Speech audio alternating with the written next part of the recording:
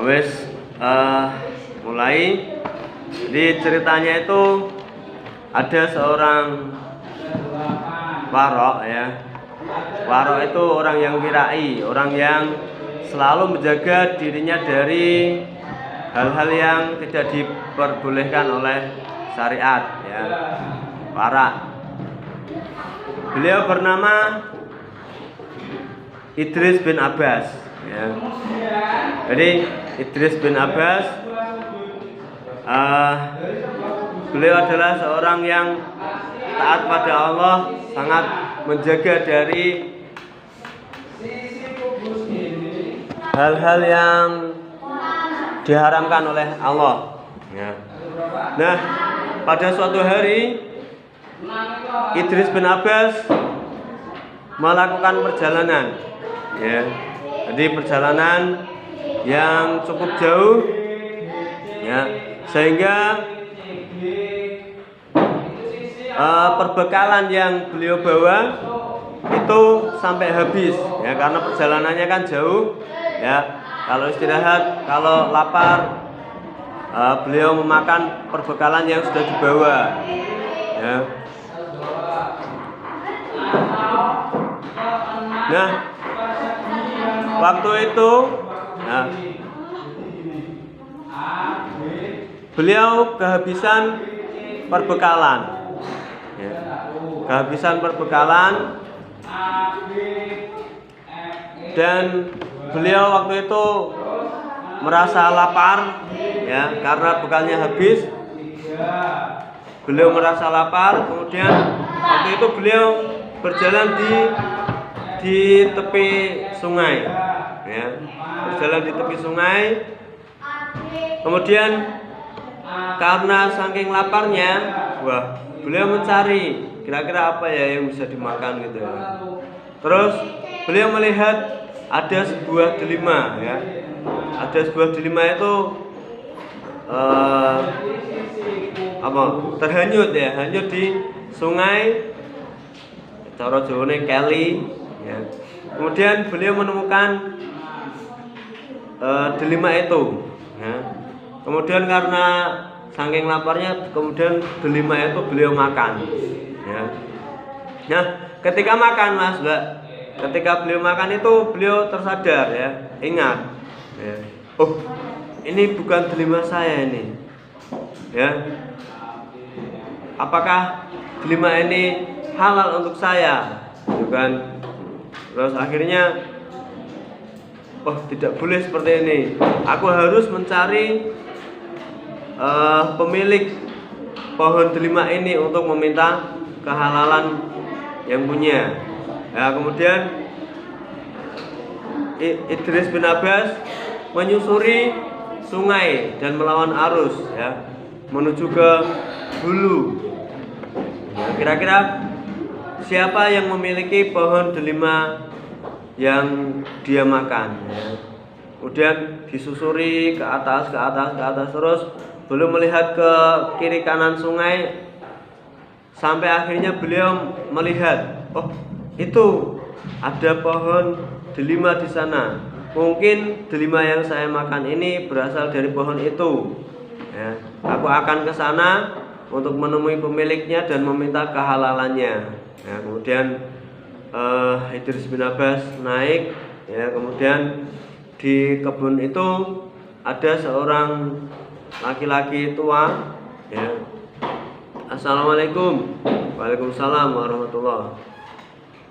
Terus, saya Idris, saya tadi kehabisan bekal dan menemukan delima ini, kemudian lalu saya makan. Apakah buah delima ini berasal dari kebun Bapak?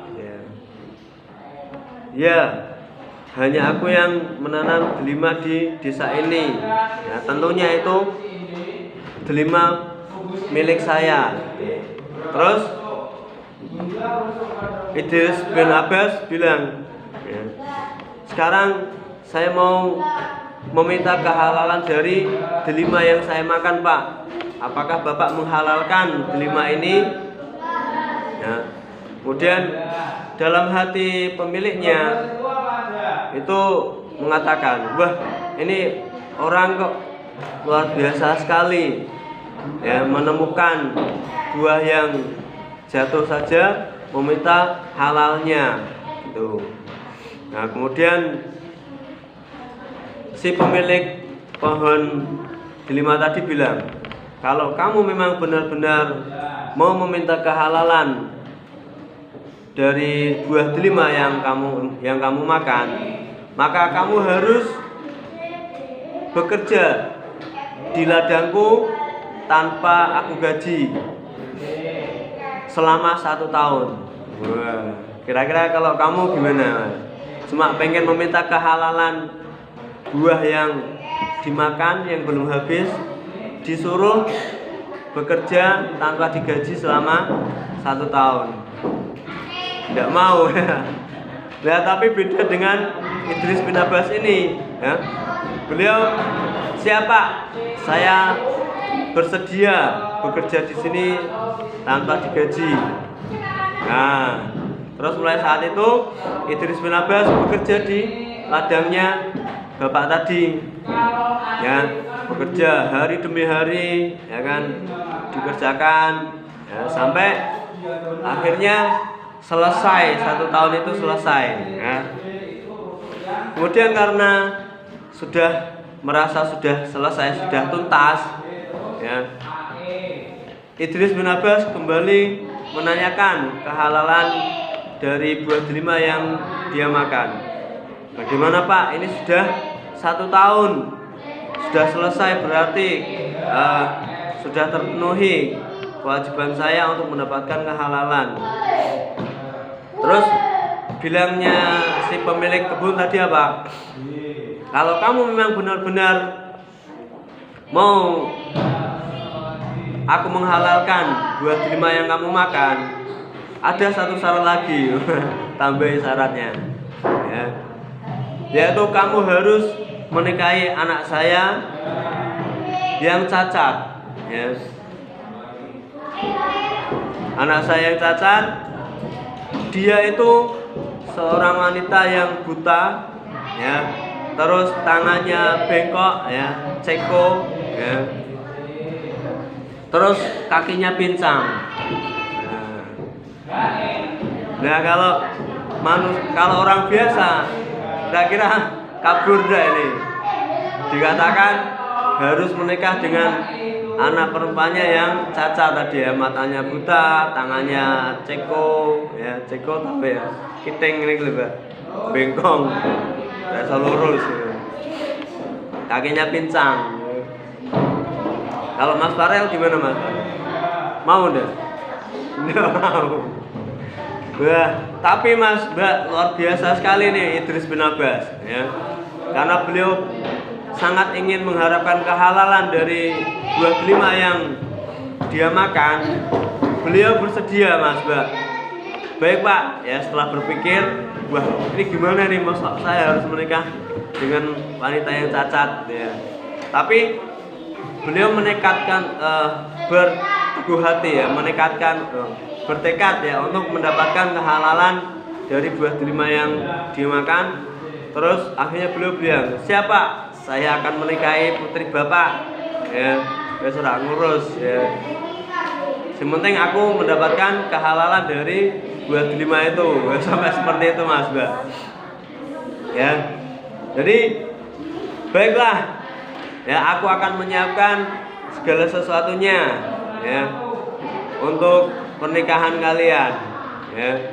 Terus setelah selesai ijab kabul ya, jadi kalau yang namanya ijab kabul itu si wanitanya tidak harus berada di tempat ya. Jadi waktu ijab kabul itu tidak ada pengantin wanitanya Mas. Jadi belum melihat ya, setahun di sana itu juga tidak melihat anak perempuannya dari si pemilik kebun tadi, tidak pernah melihat sama sekali. Waktu ijab kabul ya tidak melihat. Yang mengijabkan ijab kabul itu kan serah terima ya, itu kan bisa diwakili oleh wali ya, dalam hal ini ayahnya ya. Setelah ijab kabul ya, terus kemudian tasakurannya diselenggarakan ya, terus malam harinya malam pertama ini Mas. Malam pertama si Idris bin Abbas tadi masuk ke kamar pengantin. Masuk ke kamar pengantin. Tak tak tak. Assalamualaikum. Waalaikumsalam warahmatullahi wabarakatuh. Ya, dari dalam itu terdengar suara jawaban salamnya. Nah, kemudian dibukakan pintunya. Si Idris bin Abbas tadi kaget. Ternyata yang ada di dalam kamar itu seorang wanita yang cantik, ya. Wanita yang cantik, dia juga bisa melihat karena dia bisa membuka pintu, ya. Tangannya juga sempurna, dia juga bisa berjalan, ya. Nah, kaget. Loh, dalam hatinya, loh kok tidak seperti yang disampaikan ayah mertua, ya. Ini nih wanita cantik, sempurna, ya. Terus kemudian si Idris bin Abbas karena mungkin, ya bukan mungkin, takut kalau salah kamar, ya. Idris bin Abbas kembali ke ayah mertuanya. Pak, ini apakah saya salah kamar? Ya, yang ada di kamar pengantin itu kok seorang wanita cantik, ya, matanya juga bisa melihat, ya, dan tangan dan kakinya juga sempurna, ya. Terus sambil tertawa ayahnya menjawab, kamu tidak salah anakku, ya. Itu memang istri kamu, ya. Lalu maksud bapak, putri bapak itu buta, tangannya bengkok, kakinya pincang, apa pak? Ya, terus diceritakan, ya, dijelaskan.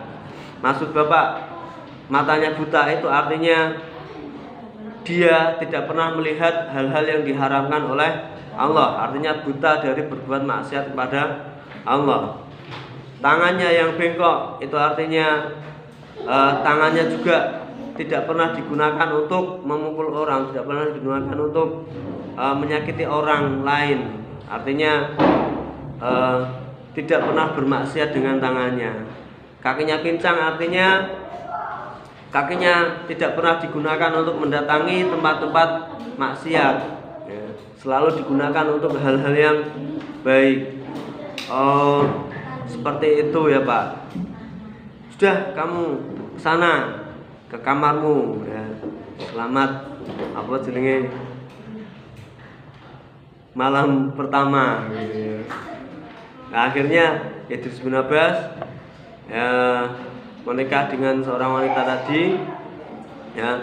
Kemudian mereka bahagia, dan Idris bin Abbas ini nanti dari pasangan itu, ya, kelak beliau akan melahirkan seorang ulama besar, ya, yaitu Imam Syafi'i, ya, salah satu imam madhab yang besar yang terkenal di dunia, ya. Itu adalah bapaknya Imam Syafi'i. Selesai.